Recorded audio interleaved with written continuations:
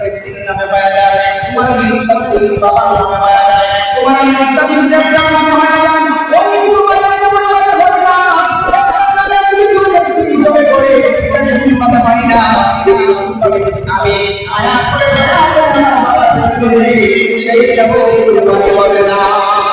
আল্লাহ আল্লাহ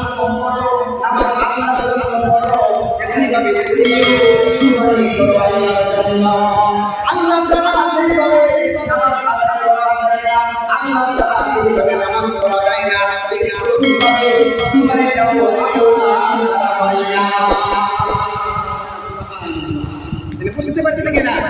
এই জন্য আল্লাহ ইন্না সালাতি ওয়া নুসুকি ওয়া মাহইয়ায়া ওয়া মামাতি লিল্লাহি রাব্বিল আলামিন।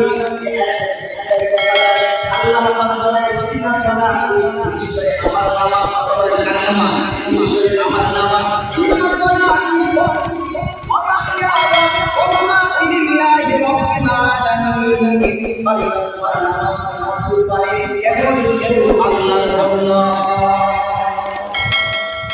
তাহলে আয়াত থেকে আমরা পাইলাম কিনা নামাজ যেমন ভাবে আল্লাহ ছাড়া বলা যায় না, ঠিক ততরূপ ভাবে কুরবানিটাও আল্লাহ ছাড়া হয় না।